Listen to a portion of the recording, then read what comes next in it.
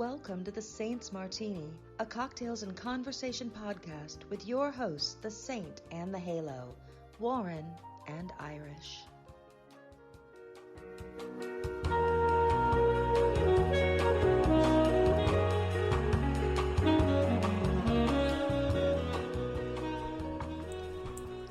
Yes, welcome back for 2021 to another podcast of the Saints Martini. Yes, only 4 days until democracy returns to the United States. Woohoo! It's pretty cool. And, of course, I am, Warren the Saint, and I am talking, of course, as always, with Irish the Halo. How are you? How are you sort of back for the new year and Christmas and all the rest of it? Because we should explain that we actually tried this a week or so ago, and it didn't go to where because Warren had a little bit too much to drink when he said he wouldn't, and I think it's insulted just about everybody who lives in the British Isles, and probably thought it was not a good idea to put that to air. Anyway, how are you going? And as an American, I had no idea what you said at all that was going to be insulting to anybody, because I don't know anything that's going on in the world other than in America. We talked about that. So. Well, you've got a lot to be concerned about. I mean, you have what pandemic-wise, you're about when the worst. Haven't we?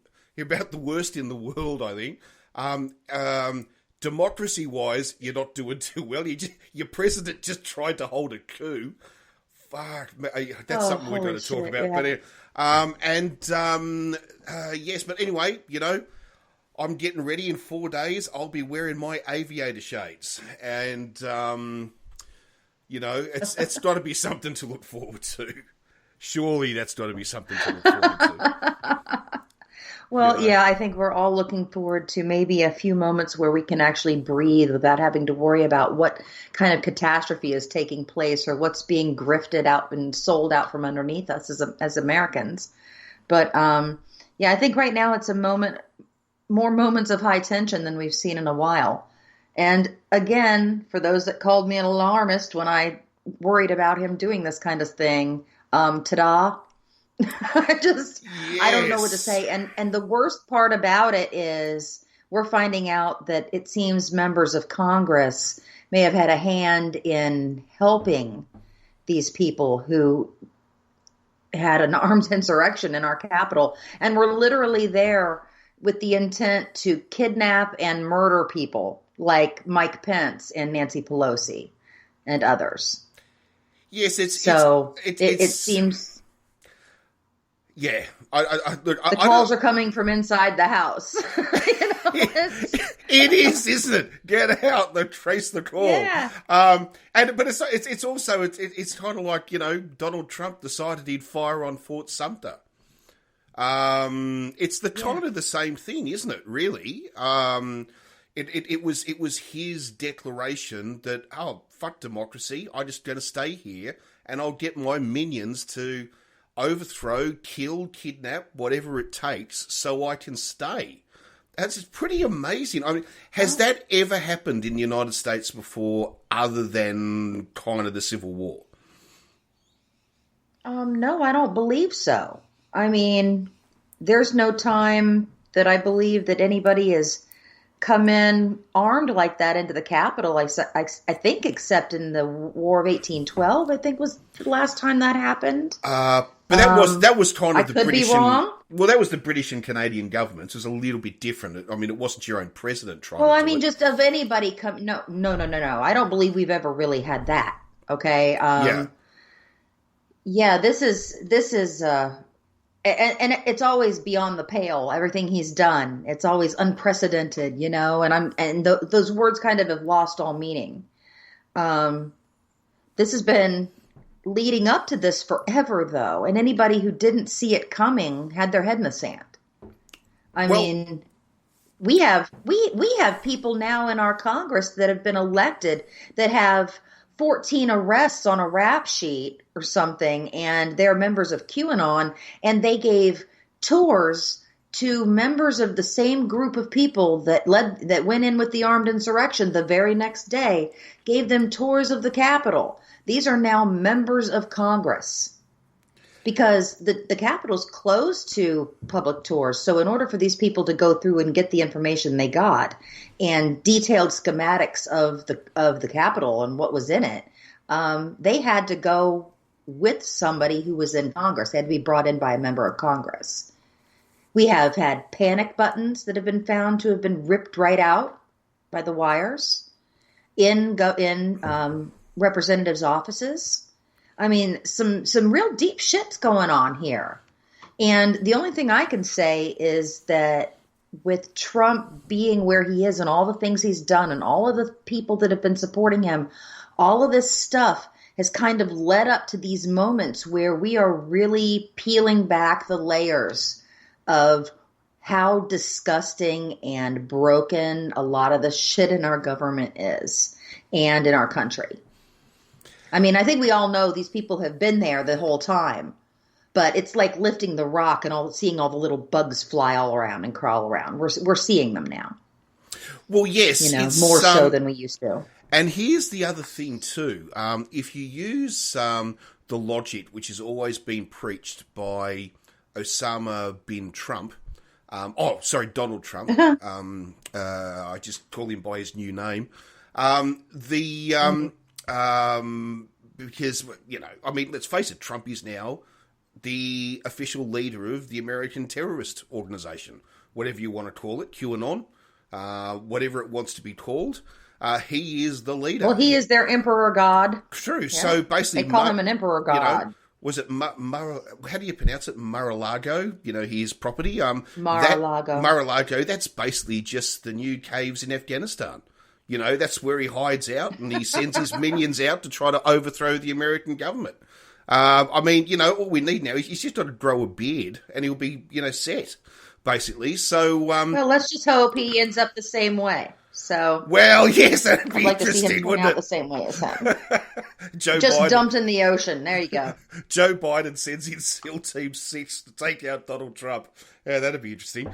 But that would be interesting, wouldn't it? But it's well, he is the enemy of the people at this point, Well, but here's the interesting thing. Do you remember Donald Trump actually made the comment that you should murder all of the families of terrorists?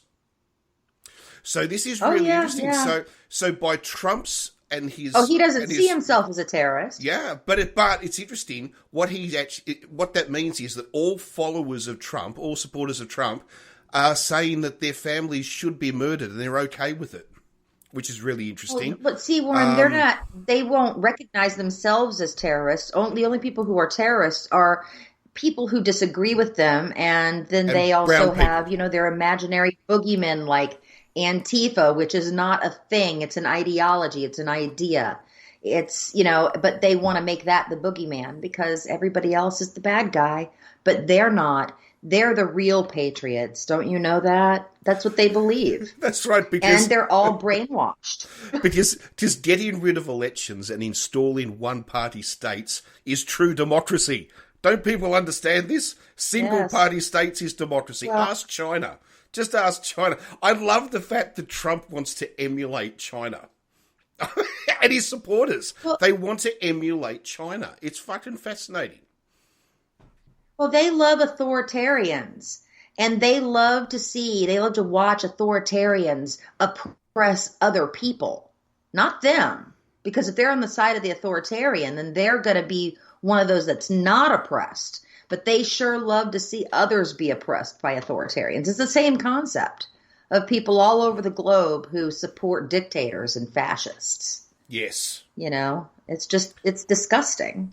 And it's a fallacy of the human mind, that we would allow this insidious nature to be in our brains and to act on it the way we did. I mean, the more we find out about the things that went on in the Capitol, the more horrifying it is.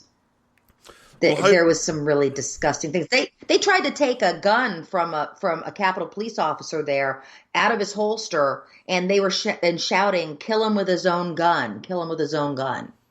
Oh, this is disgusting. These people are disgusting. Well, it's also interesting that we now know that Trump supporters, when they said, their chant was "Blue Lives Matter," Remember all of that? Blue Lives Matter. Well, apparently they were lying because they don't believe that, because they believe the murder of police officers is totally justified. And I just wanted to know how many. That thin blue line was really easy to step over. Yeah. So I just want to know. So Black Lives Matter, Antifa, even though Antifa's not a thing, but anyway. So how many police officers have they killed? I'm just interested to know. Because Trump's terrorists... one died on that one. Okay, well, Trump's terrorists are at 2. So, and the other thing too is that one of the police officers they killed, do you know, the final blows were put in with an American flag. They actually used the flag to use the final blow. That guy didn't die. Didn't he? I know who you're talking about. That guy didn't die. Did he not die? Okay. No. All right, sorry, I take that back. No. That guy didn't die. He actually was giving a interview. There's an interview of him, just that I saw today. Actually, no, they did beat him with a flag, and the guy had a mild heart attack, and that's the one that they were talking about shooting with his own gun. But in the end, some of the people in the crowd surrounded him and were able to get him out. Thank goodness. And his message to them was, "Well, thank you, but fuck you for being there." Yes. And that's basically the way it should be said to these people. It's like, thank you for helping him and helping when that happened, but fuck you in the first place for even fucking being there. Well, you know? I mean, I hate to say this, you know, it's a little bit like the SS officer that helps the Jewish woman escape. Well, that's wonderful, but why the fuck did you join the SS in the first place? You know, it's like... Exactly. Yeah, it's not... Why were you there? It's exactly right, you know. I mean, in my opinion now, there is absolutely no excuse anymore. If you still support Donald Trump and his terrorist ideology, then you are a fucking terrorist. It's that simple. You can't have it both ways anymore. Absolutely. You really can't. You know, he and his supporters tried to attempt a coup on the American government. And, you know, if you support that, that means you support a one-party system. Okay, well, you really got to ask yourself, you don't believe in democracy, which means don't ever, ever get on my Twitter page and use the fucking word patriot or democracy again. You know. Oh, shit. You know. They were chanting USA while they were smashing windows and looking and carrying zip ties to kidnap and kill him and shouting, hang Mike Pence. I don't like Mike Pence. We've discussed Mike Pence, okay? Oh, no. I think he's a piece of shit. But for God's sakes, he doesn't deserve to be killed by an angry mob and hung. They literally built a gallows with a noose on it that was there to hang him if they had caught him. These people were not fucking around. Fortunately, though, they're losers and didn't succeed. But it makes you wonder, what if they actually had been better organised? Like, what if they weren't just a whole bunch of rednecks and they actually were properly organised? They actually could have done some... I mean, they actually could have murdered half the government. Oh, yeah. Yeah, but these people were so smart that they thought that they could come in and go into an armed insurrection in our capital with their guns and all these things, and then leave, and then get back on planes to go home, and then just go back to work the next day. And nothing was going to happen to them. I know. That blows my mind, that. That's because they're not smart. These people are not smart. Because if they were, they would have known better. Now they're being rounded up slowly, unfortunately, but and honestly, they were allowed to walk out of there at the time, which was shocking to me. But because of the fact that the National Guard wasn't able to get there for so many hours, because they couldn't get approval to do so, they couldn't get authorized to go in. Which, gee, I wonder how that happened. You know, with Trump wasn't calling them in, Mike Pence ended up having to call them in, but he was trapped in the Capitol too. And I'd hate feeling sorry for Mike Pence, okay? It pisses me off that I have to feel sorry for him at this point. And I kind of do. But, you know, he's also been supporting Trump this entire time. So he shouldn't be really surprised that Trump turned on him. But yeah, I'm really ready for the new president. It's I should get back together. Well, I should actually say we have not announced the cocktail of the show. So, Yeah. I actually think it's probably a perfect time to raise our glasses for the new incoming president and vice president, and congratulate the new Senate and the new House of Representatives. Because, Yay. Georgia, was that fucking brilliant, or was that fucking brilliant? That was brilliant. When I saw those results, kudos to Stacey Abrams and all her people. That to me was just like, Joe Biden had been elected president, and then suddenly there was still this problem with the Senate, because would Joe Biden become a lame duck because he couldn't pass any legislation or laws, as you call them. And, so what was going to happen? It all hinged on Georgia. And then Georgia came along and said, fuck you, Trump. It was absolutely brilliant. I loved it. Absolutely loved it. So when we raise our glasses... It's the only thing I really like about Georgia. I've never been there, so I can't comment. But we should raise our glasses. And when we do, what are you raising in your glass? It makes it sound like you're levitating the fluid. I am quite magical.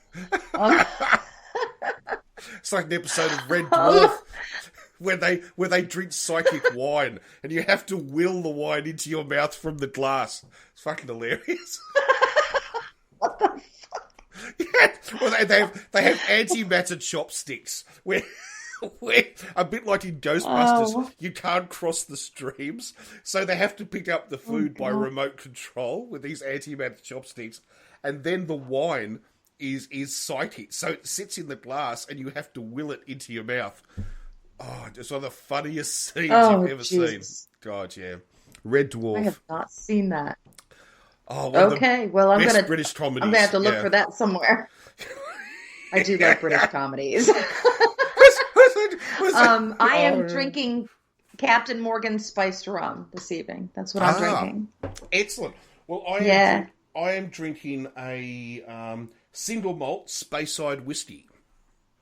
So, which was a present from my mother and father.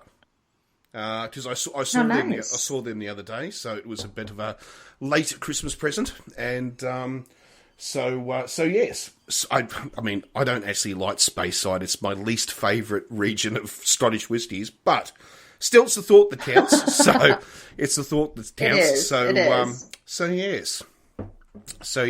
Well, that's good then. Yes. I went and visited my parents. Went for the drive.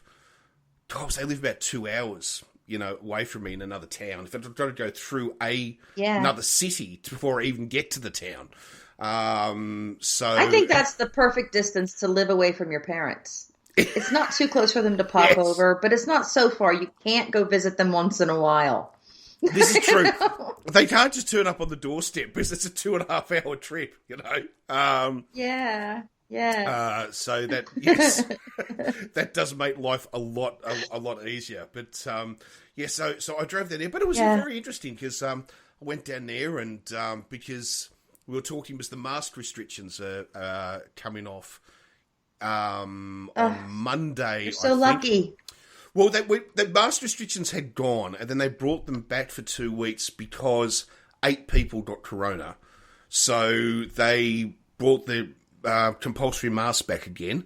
Now we're back at 0 cases, so the mask can come off. But if we get another, 5-6 cases, then they might bring it back again. So it seems to be, it's a bit of they come and go. We're just learning to live with, if we stay at 0, there's no masks. As soon as we get a few cases, the masks come back on. Then we wait 2 weeks for those cases to recover. We don't get any more, the masks come off. So that's kind of the way we're doing it now. So Monday, no more masks. That'll be good. So well, that's better than how we're doing it here, which is like 4,000 people a day dying now. Oh my God. Has it got that high? That high it's got now, has it? Oh, yeah. Yeah, because the people here are idiots. I see so many people that are not wearing masks in the stores and things like that. The stores aren't, enforcing it.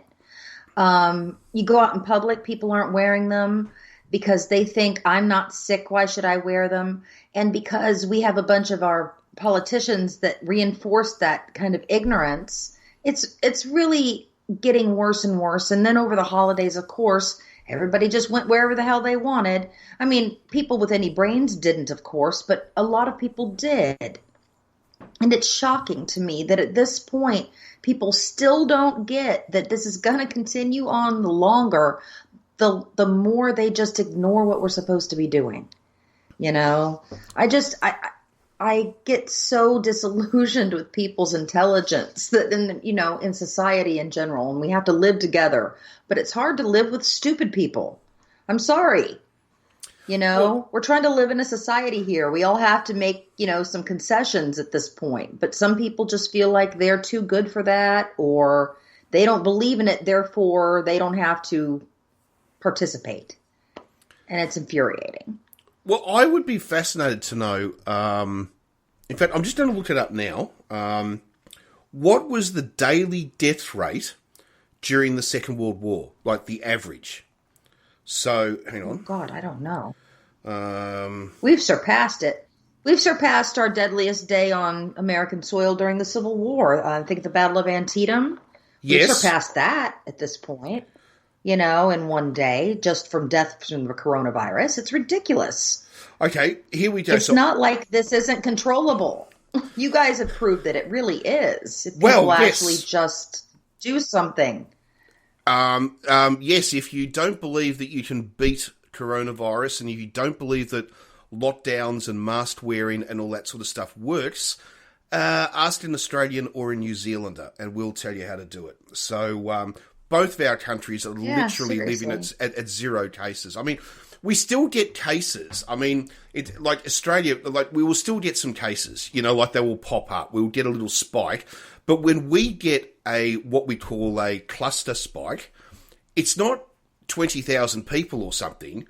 It's 5 people or 4 people. Yeah. Right?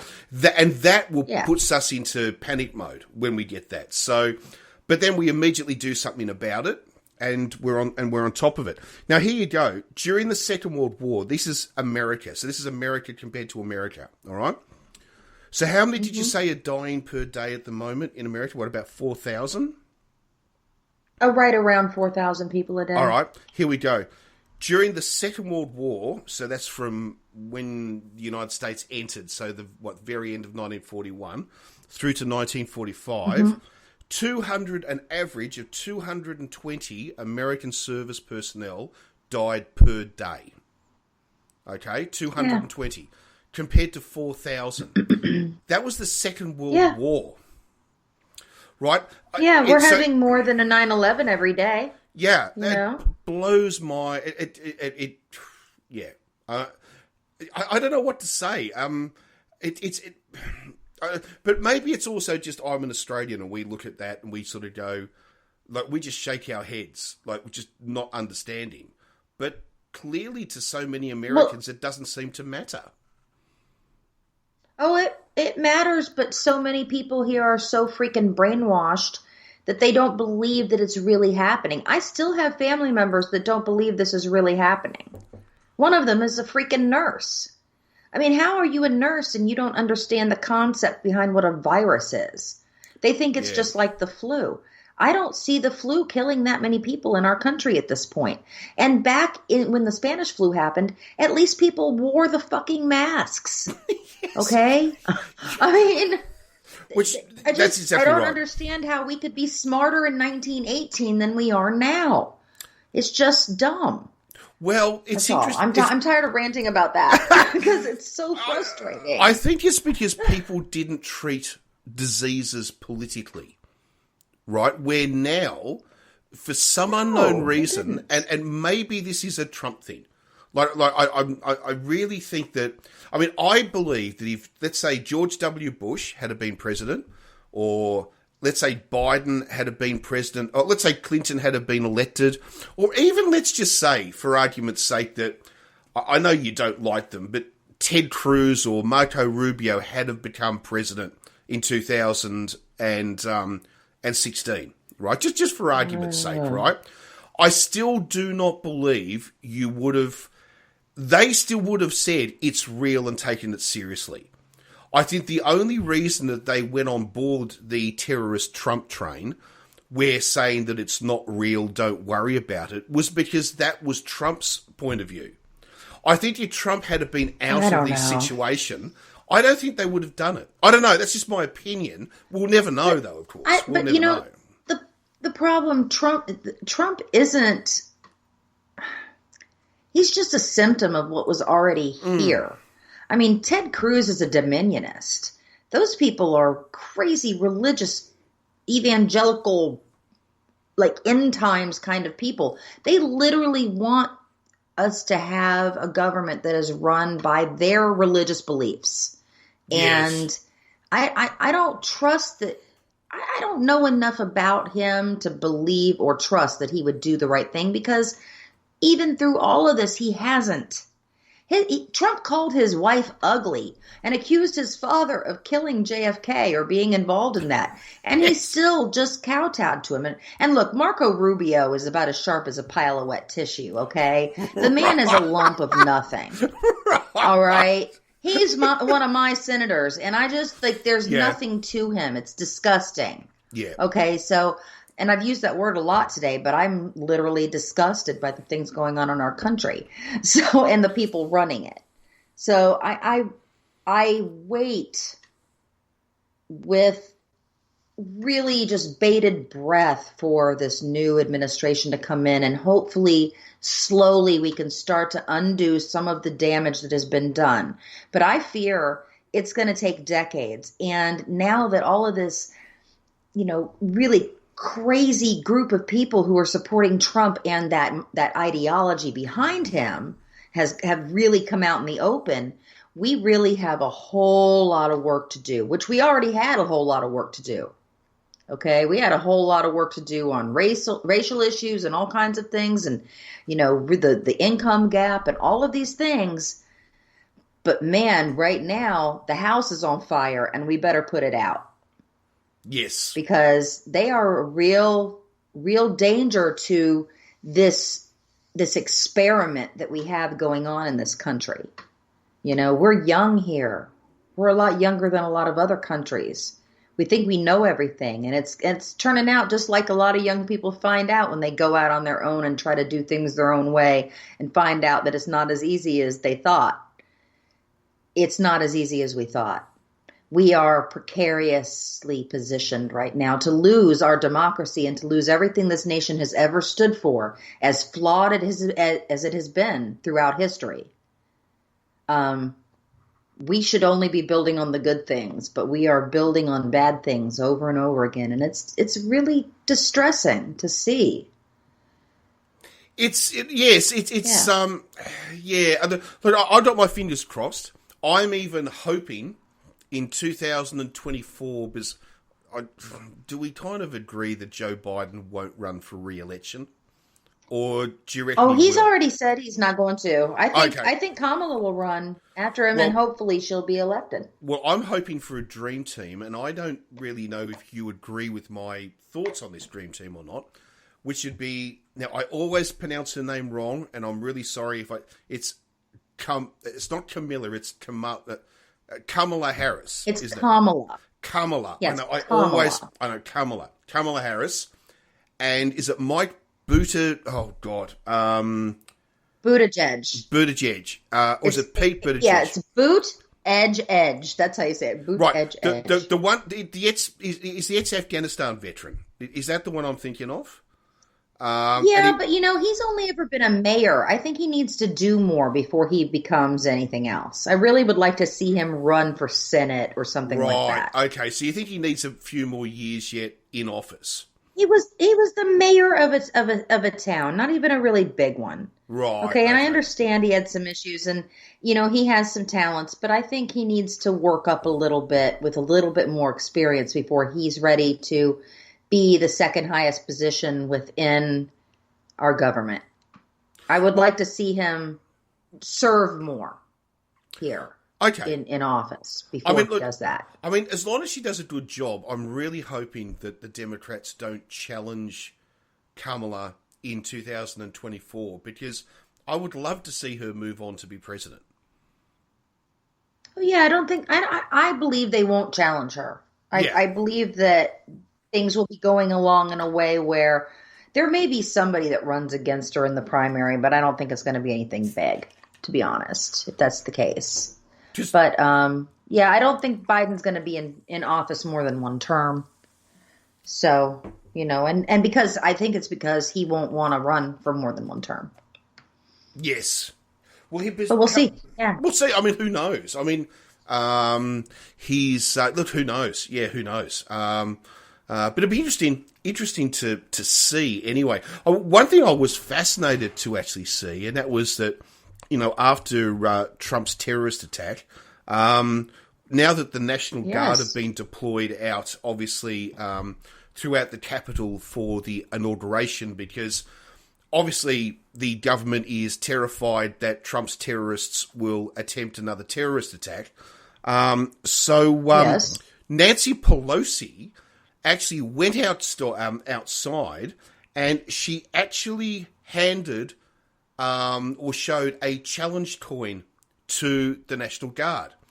Now, that's so fucking cool. I can't actually, from a military perspective, that is cool.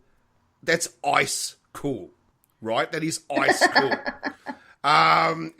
This is. I mean, Trump wouldn't even know what a fucking challenge coin is, and I had no idea that there was a House of Representative challenge coin. I didn't even know it existed. So the fact that she had one and she actually took it out, and then she actually handed it over to the National Guard, which means I'm not challenging you, I'm honouring you by giving you my challenge coin. That's a real fucking big statement. And I just sort of thought, wow, that lady's cool. She's really cool. I like you. Hey, I like her. I mean, honestly, I know there's a lot of people that don't like her, but I tell you what, that woman knows how to get shit done. And they might not like how she goes about it, but I believe that it would be crazy to remove her from her position as speaker, honestly. Yes. I think she should always be in charge of the Dems at this point, until she doesn't want to be anymore. She didn't even get into politics until she had already raised her kids and she was in her 40s. I think that's amazing. Oh, really? She was always involved in politics. Yeah, she was always involved in politics because her family was involved in politics. But she didn't get involved in politics herself at all until she was in her 40s. And, you have to admit, whether you like her or not, that woman is a force to be reckoned with. And I have respect for her in so many ways. So I really don't like to see people talk negative shit about her. I know she doesn't always do things the way they like, but she knows how to get shit done. And that's saying something to me. Oh, when I saw her hand over a challenge coin, I just said to myself, you are cool, lady. I fucking love you. Because I don't think a politician has ever done that before. So that was, that was really, really cool, I thought. But anyway, I just wanted to bring it up. I just thought that was, ice fucking cool. But it brings on to another point too. Now that all the legal fucking fiascos have failed and fallen over, how's Rudy Giuliani going to upgrade his hair dye now that Donald Trump has said that? Now that Donald Trump has refused to pay his fucking bills. Have you seen this? He was seen at the White House today, so they're going to probably let him take a bust out of the White House as payment. Because they seem to be looting shit now. Yes, we've gotten pictures of them removing a bust of Abraham Lincoln out of the West Wing, and somebody else was seen carrying some photo of President Xi from China, and I think it was Azar. Maybe I'm wrong. No, Navarro. God, I can't even speak anymore. Too much. You know what? No more alcohol for me.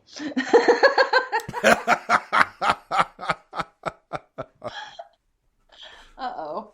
Yeah. I'm on the other side of the room, and I don't know if you'd hear me say, hello. I'm trying to reach I'm trying to get to my... Warren, what are you doing? I'm trying to stretch across so I can reach my drinks cabinet, because I've got a drinks cabinet in my study now. So hang on, I'm just trying to... Hang on.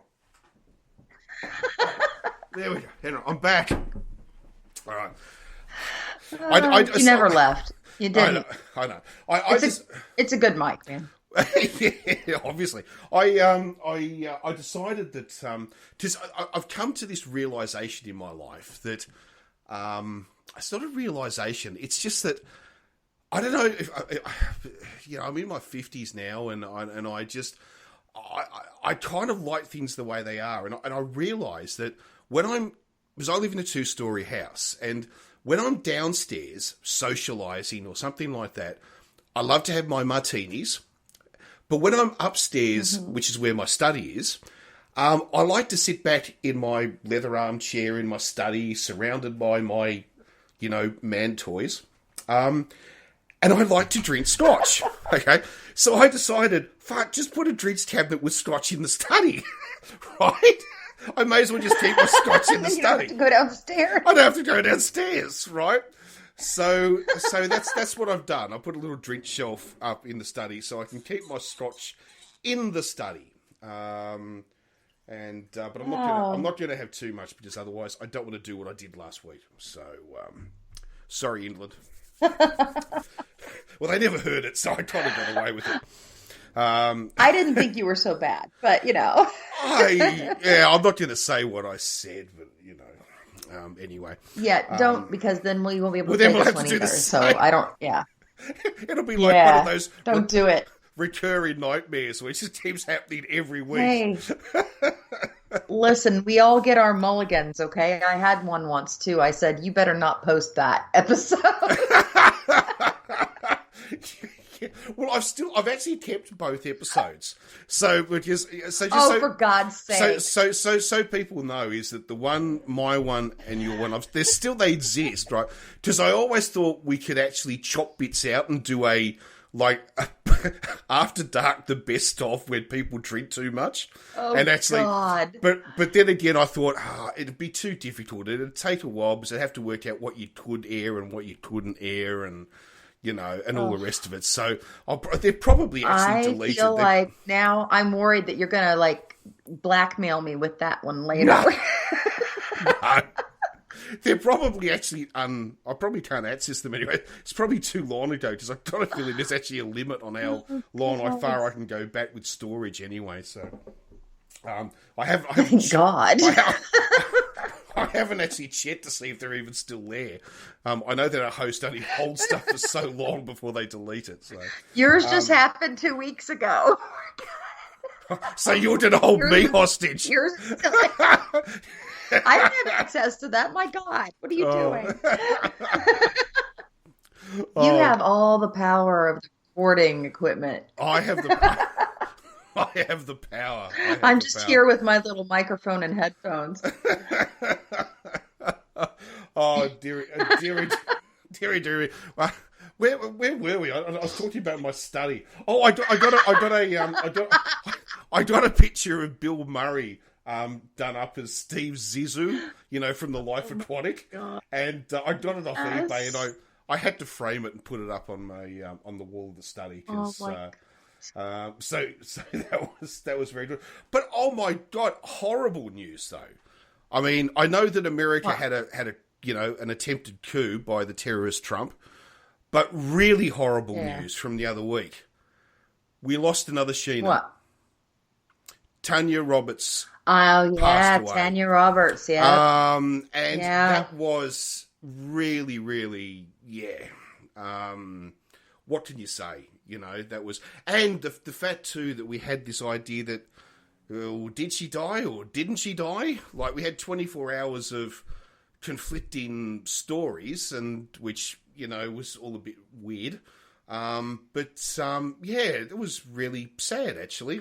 I don't normally kind of get a bit funny when a celebrity dies because I don't know them or anything, but yeah, it was my favourite. It's happened Sheena. to me before when a celebrity's died. Yeah. Oddly, when Heath Ledger died, I felt like that. Okay. It hit me really hard for some reason. And I think it was because at the time when my son was little, he had that curly blonde hair that was long. And I always thought maybe he just reminded me of like this little mini Heath Ledger. Of course, he didn't grow up to look like Heath Ledger, but Right. he looked like him when he was little. So, and I always thought Heath Ledger was just adorable. So when I found out he died, it hit me really hard too. For some reason, I felt like it was bizarre that it would hit me as hard as it did, because it's not like, I ever met him or anything. We weren't friends. So, yeah, I mean, I understand how that can happen. And I know how much you liked her and how much you love the Sheena, in general, like everything about Sheena. So, yeah, I could see how that could happen. Well, I think the other thing, too, for me was that, I mean, yes, it's the Sheena connection, which is the big deal to me, obviously. It was surprising. But also way too young. I mean, way too young. Yeah, it was shocking, yeah. But the other thing, too, is that she was not only Sheena, she was also a Bond girl, and she was also one of Charlie's Angels. Now, I mean, later. Now, to me, that's kind of a trifecta. You can't do much better than that. Do you know what I mean? You really can't do much better than that. That's pretty impressive. Yeah. I mean, yeah, yes, I know she only did one season of Charlie's Angels, and it was the last season. But she was still my favourite angel. Yeah, was she? Oh yeah.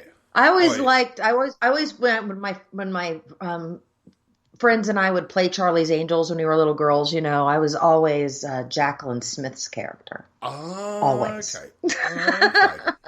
Yeah. Yeah, I never was Farrah liked her Fawcett. character. It was always Jacqueline Smith. But Jacqueline Smith was the smart one. I can't remember what her name was. She was Kelly? She was the clever one. She was the smart one.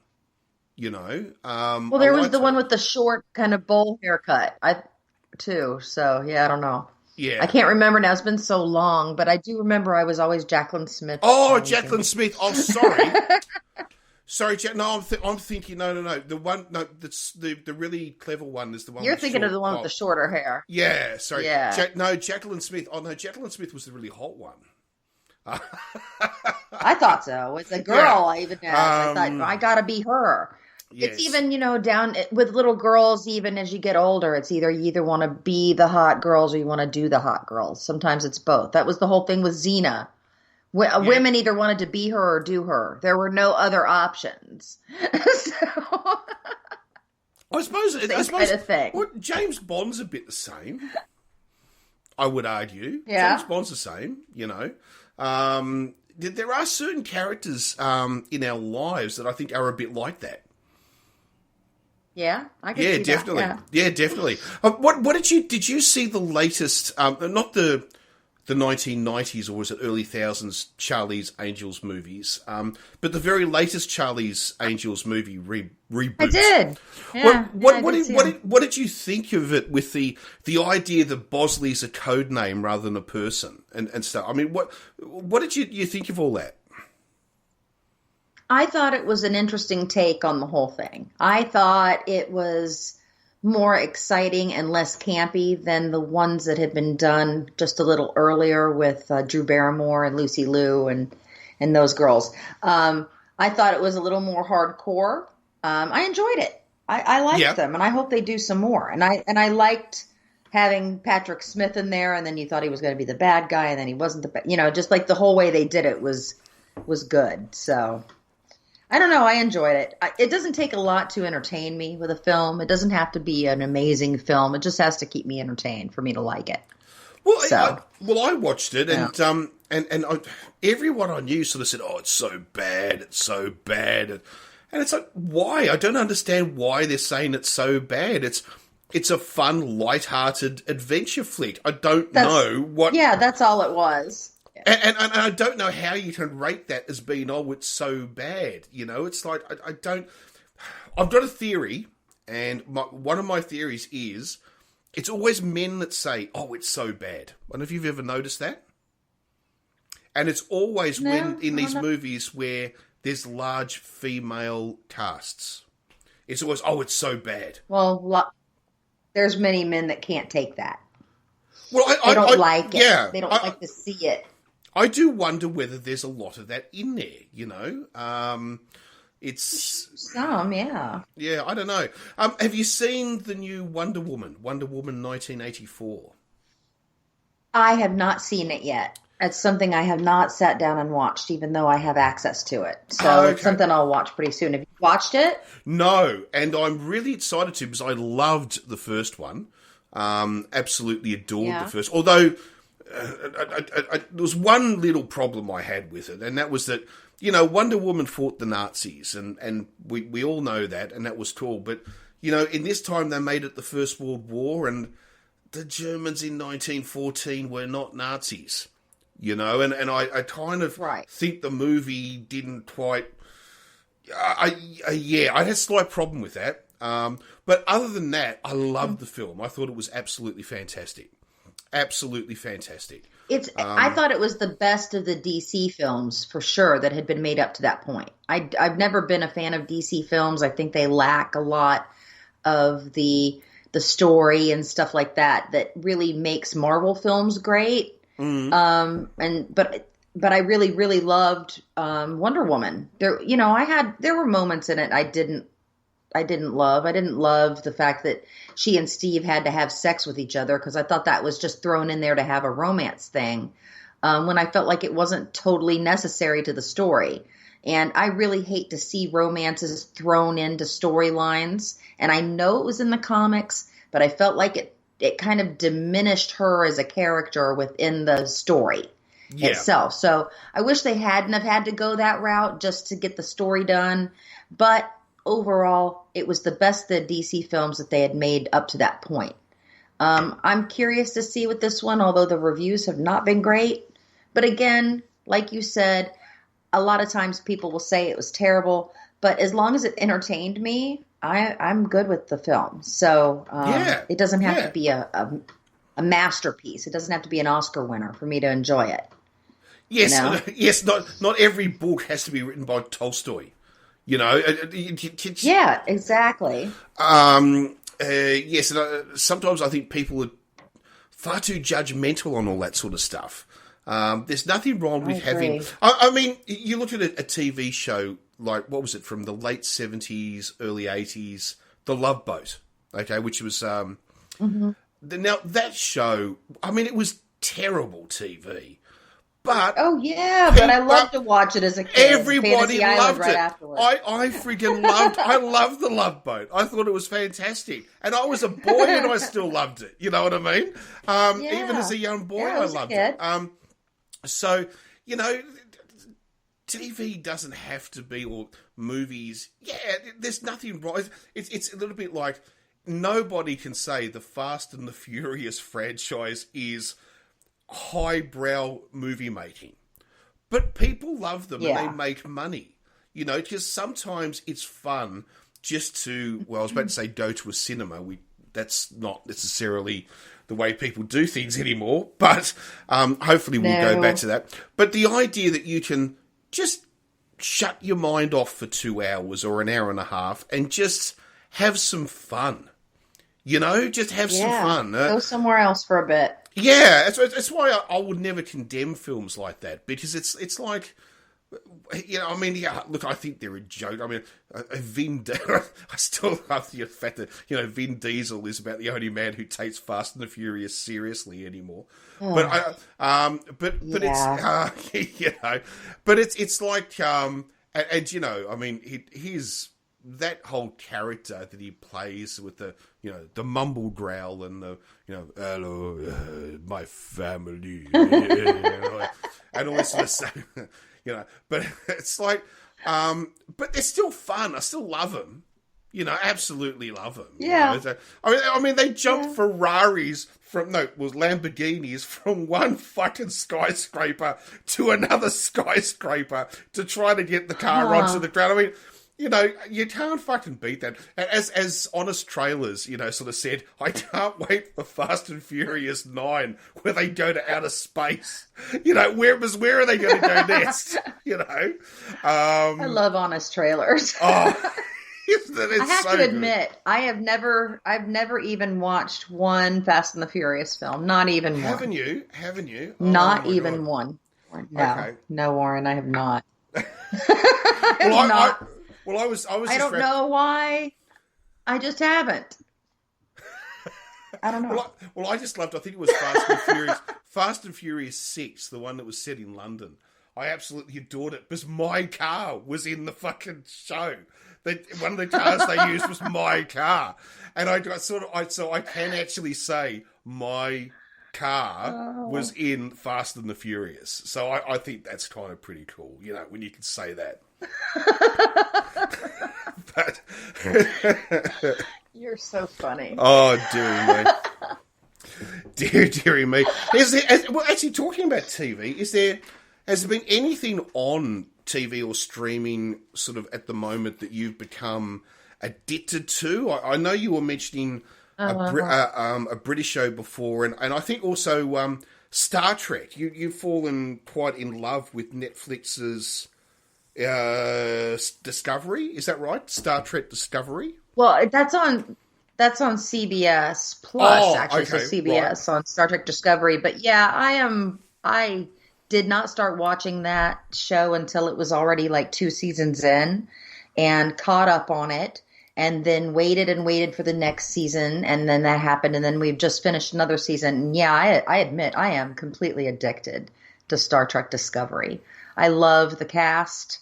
I don't know. I just think the stories are good, and I'm pretty addicted to that one. The other one, which I'm obsessed with right now, is Escape to the Chateau, which was a BBC series, which we're just now getting here in the U.S., and about some people from the U.K. who bought an abandoned chateau in France, been sitting abandoned for 40 years, had been owned for like 400 years by a family, by one family before that. And they bought it, and they're renovating it and doing vintage weddings in it and stuff. And it's the most adorable show. And both people, I just think, have the best personalities. And he's an engineer and she's a designer. She has this amazing vision, and he has the ability to make anything. It's from anything. It's pretty amazing, and they make a really good couple. So those two shows, yeah, I've been pretty obsessed with lately. Not a lot of great TV on. Well, I was about to say, don't get recently. too hooked into Star Trek Discovery, because I think season 3's the end. Because I think it's brave. I don't think so. Or you think there's going to be a season 4? I've heard some conflicting stories. Yeah. But they're also bringing out Star Trek. Is it Brave New Worlds or Brave New Frontiers or something like that, which will be the story of Captain Pike, number 1, that would and be Spock. cool. Yeah. Now, what I did hear was that the character of Philippa Georgiou, who had just left Star Trek Discovery, is getting her own series about a secret section of Starfleet, in a sense. So I'm curious to see if that's going on. That was the rumor, because I was disappointed. It was Michelle Yeoh. Yes. That was playing the character, and I love her. She's amazing. I think the show's really going to be lacking without her. But yeah, I do believe they'll do another season. I don't believe that Discovery's going anywhere. Okay. I think they've had good numbers. So, that's interesting. Yeah, Michelle, is it Michelle Yeoh or Michelle Yeoh? Michelle Yeoh, is it? It might be Yeoh. Maybe it's Yeoh or Yeoh. I don't know. I hope I don't mean to insult her. I always thought it was Michelle Yeoh, but I may be wrong. Oh, so do I. It might be Yeoh. She, as she has said on a number of occasions, she's the only woman that can kick Jackie Chan's ass, which I love. I believe it. Yeah, I believe that. She was something. It's just a look. Well, she was in. She had to have starred in the Hong Kong movie Police Story 3. Yes, Police Story 3 is a group of Jackie Chan Hong Kong police-based movies. Yes, Police Academy, of course, is a group of American comedy films. Yes. But although I love both, which are not funny. I don't know. There's something about Police Academy that if that one comes on the TV, I kind of watch it. But I never go out and buy the things, but I kind of watch them if they come on TV. I can't say I haven't watched it. Yeah. But they're terrible. They're terrible movies. Oh. But yeah, sometimes I like to watch terrible movies.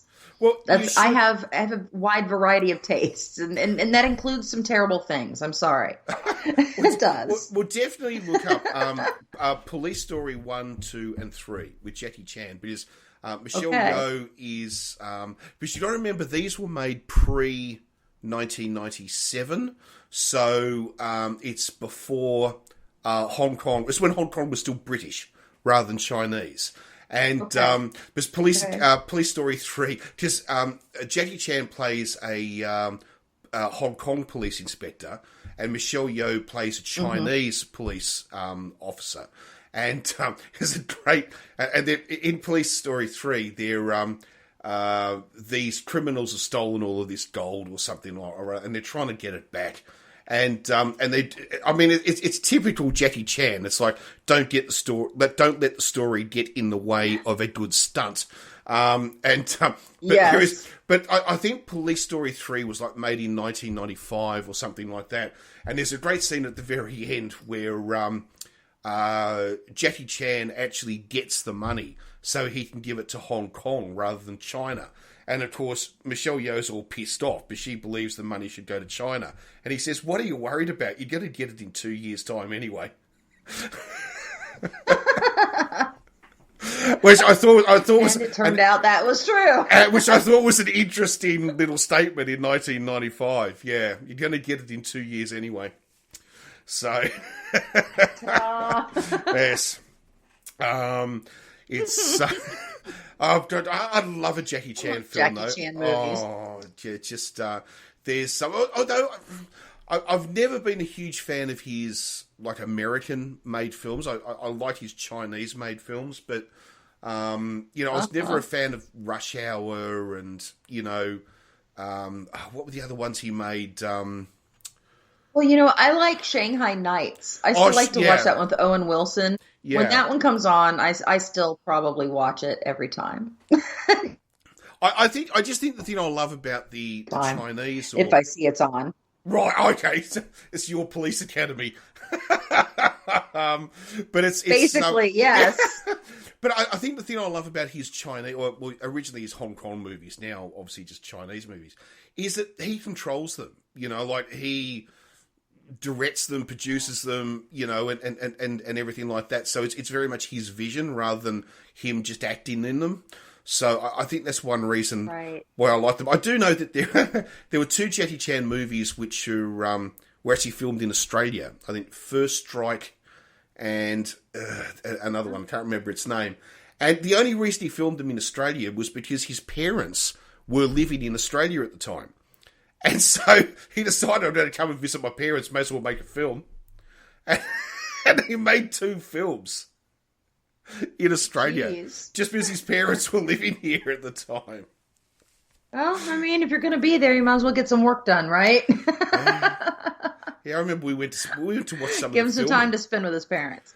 Yeah, we went to watch some of the filming, actually. They were filming in the CBD in Melbourne. Yeah, we actually went to watch it. My God, was it slow and boring to watch, Oh, yeah, filming is boring and slow to watch. People have no idea how boring it is to film a movie. Yeah. There's some interesting things that happen here and there, but for the most part, it's long. It's a long process of doing the same shots over and over and over again. Then you move the camera and you do the same shots over and over and over again. It's ridiculous. It takes forever. So, yeah, people who haven't seen it, sometimes they're shocked to see how boring it can be. Well, I think we sat there literally all day watching them film a scene which would be later in the movie, where all it literally is Jackie Chan puts his head down under this horse carriage so he can look up between the horse's legs. It's like it's spent all day just filming that. It was quite an eye-opening experience. Put it that way. Yeah. But I also learnt a lot, though. I remember going to see that film because when Jackie Chan's being chased by the bad guys through Melbourne, in Australia, and I can see the door he goes in and then the door he comes out, and he was using reasonably well-known Melbourne landmarks if you live in Melbourne, all right? But the thing was that he would go in one door, and then he'd run 20 steps and then come out another door, but those two doors were actually about 500 metres apart in real life. You know, or he'd go into one building and then he'd come out the door of another totally different building. And it made me now, to most people in the world, it doesn't matter because they don't know Melbourne that well. But it made me realise all the movies that are shot in Los Angeles or San Francisco or New York or maybe, let's say, London, how many people who live in those cities go to the cinema and go, oh, give me a break, you can't do that. Like... It happens all the time. Yeah, and it made me realise, like, American audiences, especially from like Los Angeles and New York, must go to the cinema all the time and go, oh, not again, really, you know, sort of thing. I don't know. I don't know. Yeah, it was just something that I thought was interesting, but you know. Oh, well, let's take a break for a minute. All right, no worries, and then we'll be right back.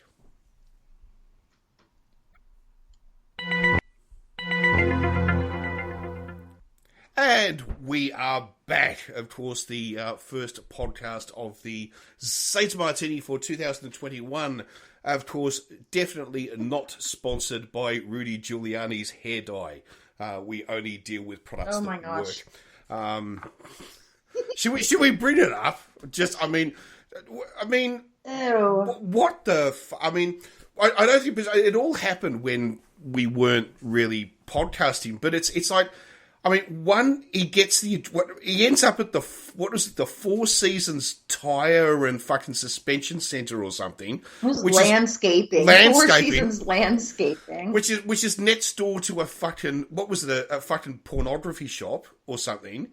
And that was the best part about the whole place. Oh my God! I know. And then he gives the speech later on where his fucking hair starts to bleed. He then goes, "What wasn't he had to? He had to do some sort of. He had to give a proposal to was it Michigan?" The governor of Michigan or something or other, and he farted in the middle of the fucking presentation. I mean, he was in some kind of congressional type of thing. I don't remember where it was, but yeah, right in the middle of talking, he did. I mean, you know, you gotta respect. He's a joke. A joke. You've got to. He's almost like a TV caricature, though. You know, it's like how bad of a lawyer can a lawyer be? Like if you were writing a TV show, you would honestly be writing the way he's acting. Do you know what I mean? It's wild. It's absolutely no one would wild. Buy it. They would say it's too ridiculous. Yes, nobody's going to believe this. No one would believe it. But then again, who would believe the president would mount a coup on the fucking US government? So strange times. But it's but yeah, fuck me. Rudy Giuliani. I don't know. I saw an amazing. You know the amazing piece of artwork. I've forgotten who did it. You know, it was a picture of Obama, President Obama, and underneath it just had the words "hope."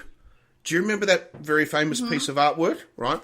I saw one, and it was a 3-piece, and it started on the left side with the Obama one. It said "hope," and then next to it, sort of done in the same style, was a picture of Trump, the terrorist Trump, and then it said "hate," and then after that, it had a picture of Joe Biden, and under him it says "heal."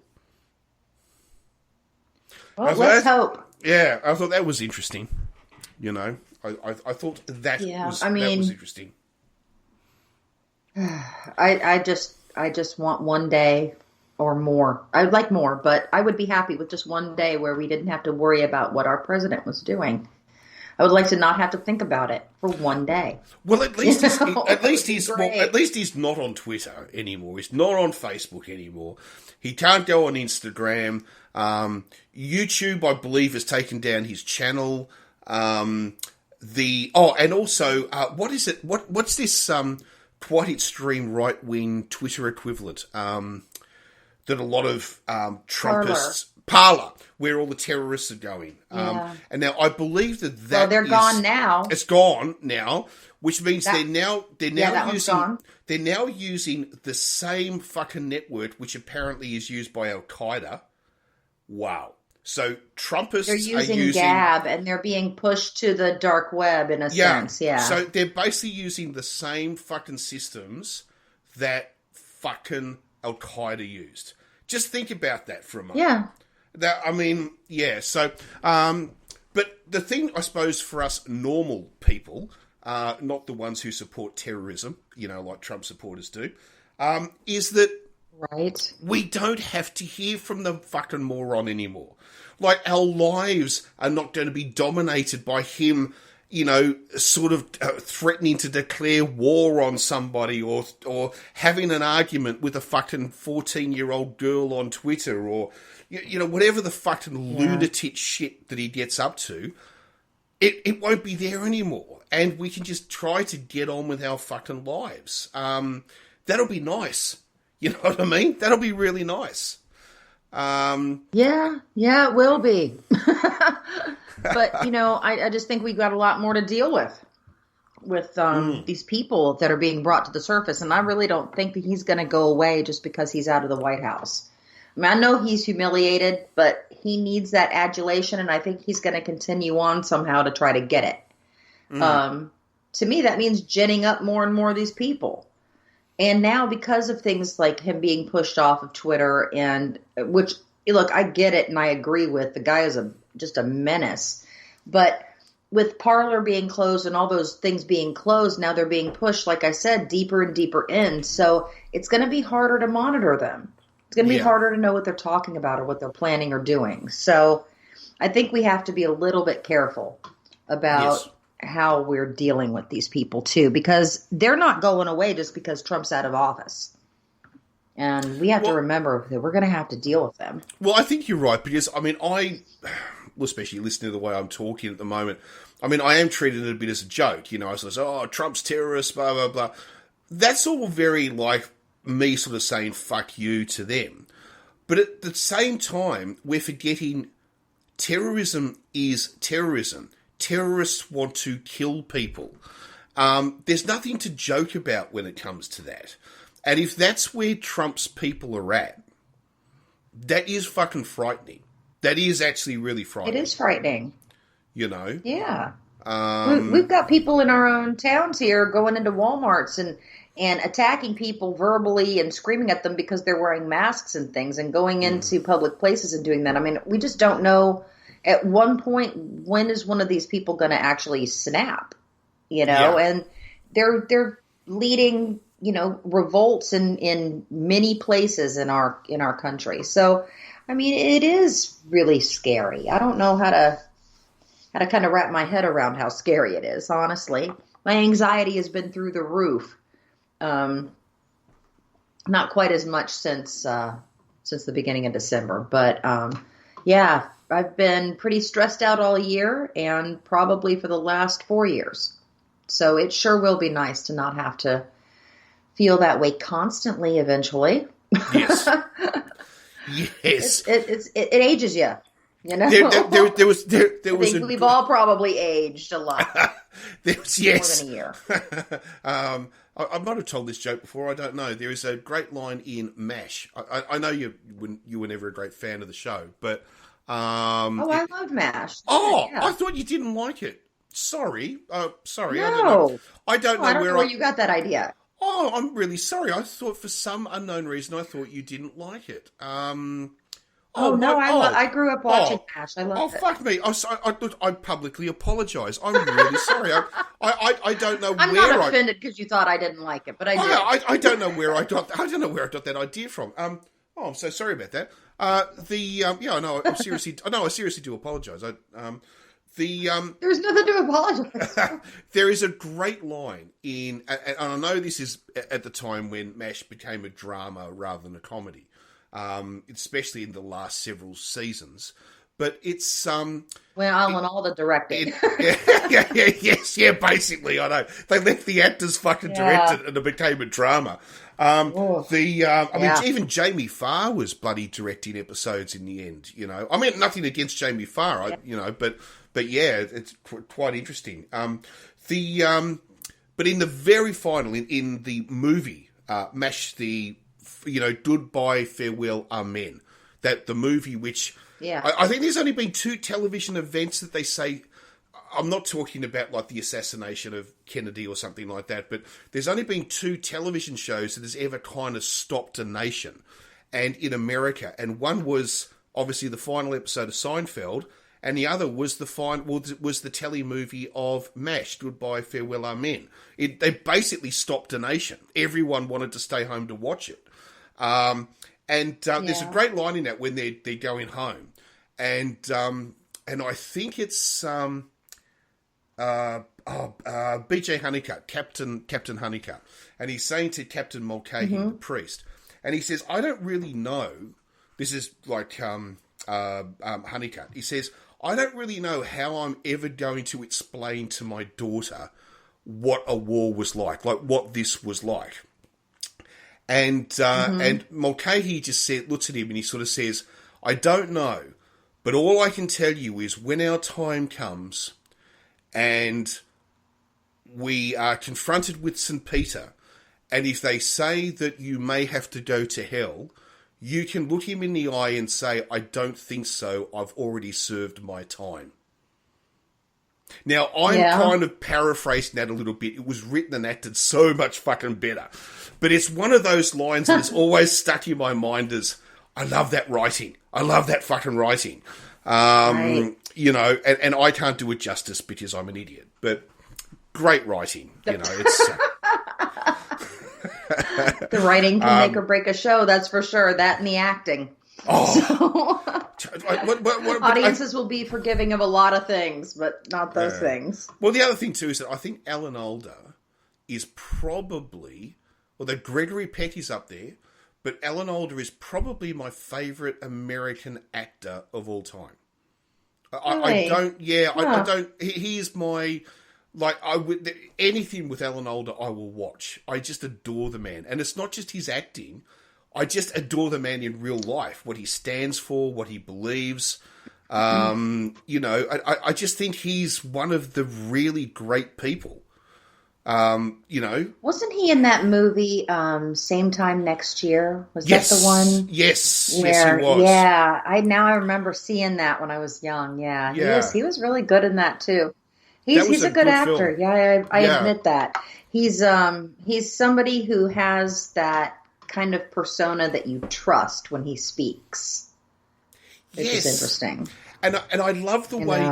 I love the way too that it's almost like he sort of says, "I've always played good guys like his entire life," and then suddenly he got older and he couldn't play the leading man anymore, and so he embraced playing the villain.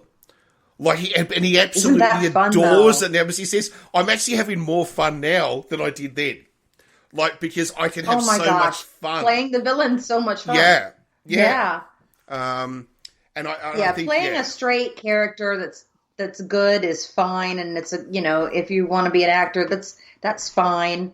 You could have a good time doing it. You could be great at it, but playing the villain gets you to be, allows you to be somebody that you aren't in a way different way than just playing a straight role. So I always prefer to play a villain. I think that's much more fun than playing a good guy. I still think he tells a great story, though. When he was in, where's Machu Picchu? Is that Peru? Machu Picchu? Peru, yes. Yeah, Peru. And he was Peru. Yeah, he was doing the climb. You've got to climb up the top of the mountain to get to the ruins. Oh yeah. And he was there, and he had huge, he was at the top or whatever, huge stomach pains. As in he couldn't move. And he actually had to be airlifted out. And it was there was some major fucking problem. He needed immediate surgery, right? And he was talking to the doctor in Peru, and apparently the doctor sort of said, this is the problem, and I have to do this. And then Alan Alda sort of said, you're going to perform and he went through the medical term. He said, how do you know that? And he said, you won't believe it. That was the very first operation I performed when filming MASH. That's funny. So he got to use his line. And he actually got to use his Irony. line from MASH. But it wasn't just an operation from MASH. It was the operation he very first talked about on the very first, on the pilot. So... yeah, that's cool though. That's what I'm saying. It's irony. I know. It's I love that. I love that show. I love that show, MASH. It had some. In the last few seasons, lost it a bit for me. I have to admit, it became a bit too serious. I also had got really heavy. Yeah, and I also had a real major problem that I don't know how you feel about this, especially from your movie making. Well, you are a movie maker. Is that they wouldn't cut their fucking hair to 1950 standards. So towards the end of that show, in the last few seasons, they've all got early 80s haircuts. And it's like, no, this is meant to be 1953. No one would have hair that long. I don't know. They had enough, they'd been on the show long enough to demand that they didn't have their hair cut at that point, probably. Yeah. I remember when we were doing From the Earth to the Moon, we did some scenes with extras at a school with children, and the guy that we had gotten to play the principal, and he had like a couple lines, he couldn't cut his hair because of something else that he was doing, and he wasn't allowed to change his look. So we had to recast him on the day of the shoot because there was no way that we were doing a show set in this time period where everybody didn't look the way they were supposed to be, Yes. But that's because those people were, day players and things like that, and they didn't have a say. If they wanted to be on the shoot, they got their hair cut. Something like on MASH, when they'd been on there for so long, they probably at that point had enough clout not to have to get their hair cut. But I agree with you. I think it takes you out of the moment when the actors don't look the time period. Well, I think removes you from the fantasy of it. And I think the only person who had sort of like an accurate haircut for the time was Harry Morgan. But I think that had a lot to do with the fact of simply the age of Harry Morgan. That's how, his hair probably never changed from 1945 till the day he died. Do you know what I mean? It probably stayed the same. Yeah. So Harry Morgan kind of looked correct. And but the other thing too, I didn't like it. I don't know. Should I be talking about this? I don't know. I didn't like the fact that I've seen some documentaries about these MASH hospitals in Korea. And apparently, the idea of, walking around in the Hawaiian shirts and all that sort of stuff, that was apparently real. That was all absolutely real. Yeah. But the idea to see a private, like a hospital orderly, a private, walking around with long hair, shirt untucked, unbuttoned, that would not have happened in the 1950s, not in Korea.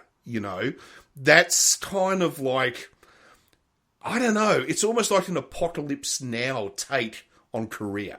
It's not real. It's not real in any shape or form. Well, maybe they were trying to portray the how long everything had taken to where people had kind of gotten lax in their regiments, because it had been going on for so long. Maybe that's what they were trying to portray there. I don't know. I'm not sure what the point behind that was, but I guess it depends on who your CO is. And how tough they are. Well, the thing is that MASH the movie, the original movie, and then when the TV show started, of course, it wasn't about Korea at all. It was about Vietnam. It was just set in Korea, but it was actually about Vietnam. Now, the books are very much about Korea because they are written by a real captain who was an army surgeon who served in a MASH unit in, I think, 1953 in Korea. It's also one of the reasons why the hospital never moves. You ever notice that it's called a MASH and it never moves? Mobile Army Surgical Hospital, and it never fucking moves. And the reason for a lot of that, well, one in the TV show is that it just would have been too complicated to move it every third episode, right? But in 1953, when the man who wrote the book, so I've forgotten his name, because I think there's 3 books that he wrote, the war had stagnated. It wasn't mobile anymore. It became trench warfare. They were fighting for the hilltops. And so the hospitals didn't move. They stayed where they were. So it kind of made sense. But in the early days of the war, the hospitals were never in one place for more than 48 hours. They were always on the move. Right. That was the whole idea of forming these units. So they went where the forces went, you know. Yeah, anyway, I don't know. But it was interesting, and I'm talking too much, I've got to shut up. But I just wanted to tell you this. I do. I talk too much. You're not talking too much. You're talking about from you talk too much. Don't say shut up. Just shut up, all right? Don't tell yourself to shut up. Now shut up. I know. That is good. So, ka-ching, you'll pay that. You're talking about from the Earth to the Moon, okay? Now, I bought myself another space watch. Another watch that's been in space. Yes, I bought myself a Russian Strela. Now, this now gives me 2 space watches because I've got the Bulova Luna, which of course was the watch worn by Dave Scott. If you're going to name an American astronaut, how fucking American is that? Dave Scott. It just sounds like all right. But worn by Dave Scott, commander of Apollo 15, when he first drove the moon buggy on the moon. Right? That was the watch he was wearing, the Bulova Luna. So I have that one, which is very cool. But I got the Strela Cosmos, which was an old Soviet watch, and it arrived during the week, and I've been wearing it ever since. I can't take it off. And very first watch to go EVA, the very first watch to be worn in the vacuum of space. Interesting. I think that's so cool. I know everyone listening is going... It's just a fucking watch, Warren. But no, it was worn EVA in a vacuum. It's your thing. No one had ever... Well, not that particular watch, but that style of watch. Yes, correct? I mean, the actual watch, I think, is actually in a museum in Moscow, and probably worth millions upon millions of dollars. So yes, not obviously the actual one. It's the modern, version of that watch. But it's... I've got 2 of them now. I just need the Amida Man on the Moon and the Strela Yuri Gagarin, and I'll be pretty happy. So, those just sound like they'll cost you a pretty penny. Well, actually, the over the holidays. Oh yeah, go on. No, go ahead. Oh no, go ahead. I cut you off. No, I cut you off. No, I was just going to say over the holidays that there was a shop at the mall here when I was shopping that had watches called Swatch watches. They're not like big fancy watches, but they were the most popular watches when I was in school, like when I was in high school. Don't worry, I know, and maybe middle school. I know Swatch. Swatch is... I don't own one. My daughter owns one because I bought her one for a birthday present a number of years ago. Because she is a Swatch lover. It's the only watch she'll wear is a Swatch. That's interesting because they were huge back in the day. Oh yeah. They kicked in late 70s was when they kicked in. It was the 80s, which was my 80s, time when they were 80s. Real popular in my schools. Early 80s. And they had some of the original. Yeah, well, they had some of the actual original bands and styles from the early 80s, the like really huge faces and things like that. So they're not expensive watches per se, but I have to admit that I was a little bit like kind of taken with a couple of them again after seeing them, and I might have to go buy them. I haven't worn a watch in years though, like an actual watch, because my phone has one. Do you know the watch I wore when I was in the Australian Army? I wore a Swatch. What? I wore a Swatch. That was the Did watch you? I wore. Yeah, I had a Swatch. I had an olive drab green Swatch. Huh? Yeah. Okay. God knows whatever happened to it, but it's no, swatches are really, really cool. I mean, it was the idea that, I mean, I don't know, do I explain a little bit about the history of watches, or is that a bit boring?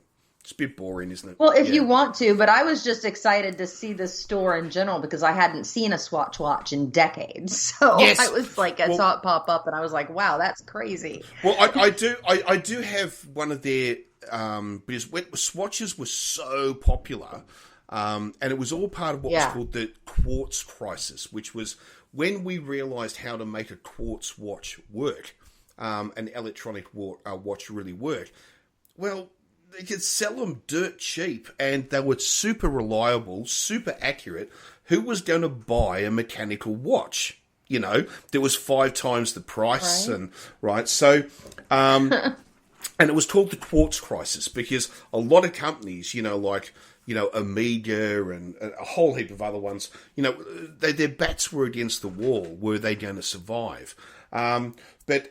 Swatch was this, this company that started up. Interestingly enough, Swatch now, as in the Swatch Group, is the largest watch company in the world.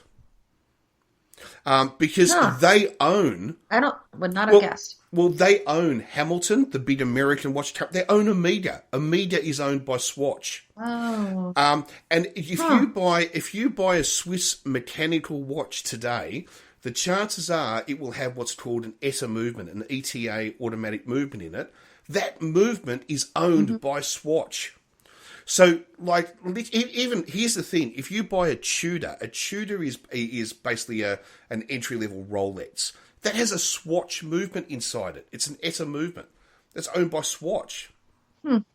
Interesting. Quite amazing. But I had the Tag Heuer equivalent. I bought myself, I remember, a Tag Heuer F1, which was the Tag equivalent to Swatch. But anyway, I won't bore people with watches because they really will fall asleep.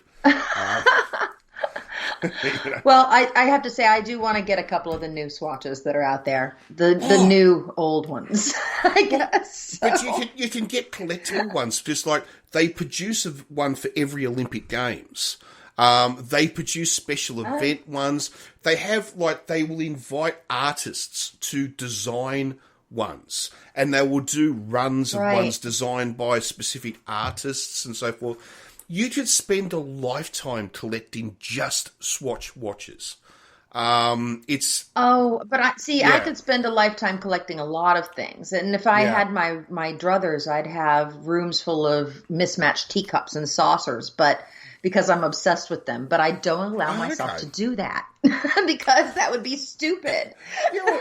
Well, then don't ever look in my study. I've got so much fucking collectible shit. You have mismatched teacups and saucers in your study? No, I don't have that. I have to. I have to admit I don't have that. But some of the crap I've got in here. I've got my Zeppelins. Fucking Zeppelins that I built. Oh god, there's all sorts of stuff in here. Anyway, everyone's going, for fuck's sake, they're going to talk about something interesting. We don't want to hear about Warren Zeppelins, all right?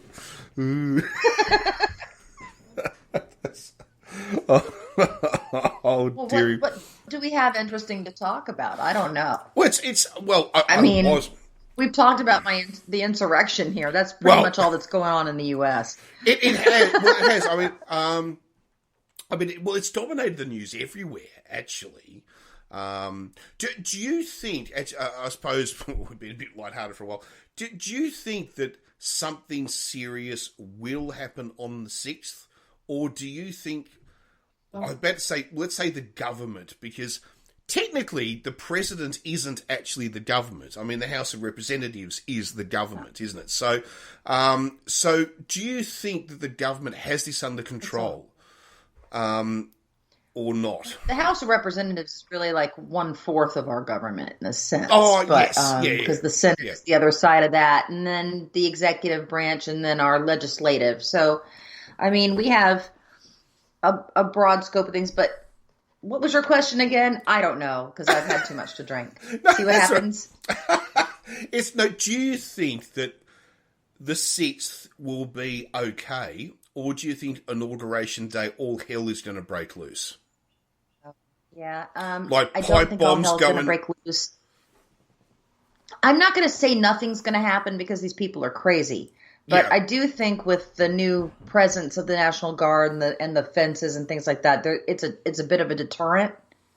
I'm not sure. Okay. Yeah. No, I was just curious because I sort of thought, I mean, if you were going to make a stand, maybe you don't even hit Washington. You just hit other state capitals. Well, that's kind of what the theory is. There's been some intelligence that they're planning coming up on like the 17th, which I don't know, is that tomorrow? Yeah. The 17th through the 20th, somewhere like that, they're planning to do some attacks in different capitals, different states. So I don't know exactly what's actually going to happen. I do know law enforcement now is at least wary of it. So we'll see which, may or may not help, because it seems like there were some on the Capitol Police Force and such that kind of helped with some of the insurrectionists. So we have a real issue in our country with white supremacists and some other people being in our police forces. So you never know what's going to happen. Yeah, it's look, fingers crossed. Oh God. See, even now, I said I was only going to have so much scotch, and suddenly I realised that's just not possible, and I'm going. That was my problem too. Which means I think, Warren, that we should probably end the show. It's been nearly 2 hours. Well, actually, I think so as well. I think we've covered the points for coming back and all the rest of it. So, because I'll say some stuff, otherwise it might get me in trouble. And we don't want to fucking hide another show. No, not 2 in a row, man. No, not 2 in a row. No. Absolutely not. But we will be. Look, we will be back with an. I was going to say we will be back with another show after the inauguration. I don't know when. We're not going to. I think one thing, we're not going to be doing a show a week anymore, are we? We just don't have time to do that. I don't. Yeah, I mean, I'm not opposed to it. I just usually can't work it out. So. Yeah, so I think that what we'll probably do, just so people can get a bit of an idea, is we're still going to keep producing shows, but we just won't have a podcast every week. Is all I'm saying. We can't guarantee that. Is all we're trying to say. So subscribe. Subscribe. So when we do have a new one, you'll just find out automatically. Yes, that's exactly right. That way, it won't be. You won't have to look. There you go. Subscribe. Yes, absolutely. Because God knows this is enthralling conversation. I've been hearing about Warren talk about the last watch he bought. I mean, this is stuff. This is great stuff. It's enthralling fucking radio, I told you before, I don't care whether anybody listens. We're talking anyway. I know, okay. I know. Oh, I'll just tell you before we go, I finished another James Bond novel. Yeah. I finished Moonraker. Because I read Casino Royale, and then I read Live and Let Die, and I finished Moonraker, and I'm now halfway through Diamonds Are Forever. So yes, I'm working my way through the. Are you enjoying them? I really am, actually. You're enjoying them. Yeah. Good. It's although all the books I've read, none of them compared to Casino Royale. I'm stunned at how much better written it is compared to the others. But hey, there's 20 odd in the series, so we'll yeah. I'm looking forward to when I finished Diamonds Are Forever, because the next book in the series, so if you follow it properly, unlike the movies, the next story is From Russia with Love. And so I'm really looking forward to that, because From Russia with Love is one of my favourite Bond films. So I'll be really interesting to see how the book actually compare. Oh, yeah, that was Connery's second film. So I had this huge argument, friendly discussion, just included cricket and baseball bats, with a guy at work. In regards to, who is the best Bond? Who is the best Bond? And yes, I think that's an argument that will. You know how I feel about it. I know. Yeah, we've I know. discussed it You don't before. agree with me, and that's fine. Yeah, we've discussed it before. But you're in the majority. You are definitely in the majority. I am in the minority on this one, without any doubt. That doesn't mean you're wrong. So I will say Pierce Brosnan had the best hair. Without any doubt, he had the best hair. I preferred him as Remington Steele. I'm sorry. Yes, he was very good at Remington Steele. But that's also Yes, he was. Do you remember the other equivalent, a very, very similar show at the same time, which was with Bruce Willis? Moonlighting.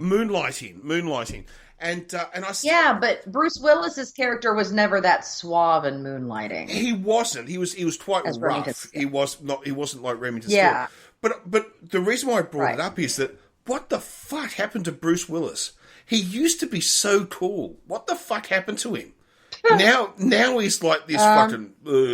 I want to pretend that I'm Vin Diesel. What fucking happened to him? I don't know. When I worked with him on Armageddon, he was great, but I don't know what's happened since then. So okay, yeah, I'm not saying he's not a nice person. Don't get me wrong. That's not what I'm saying.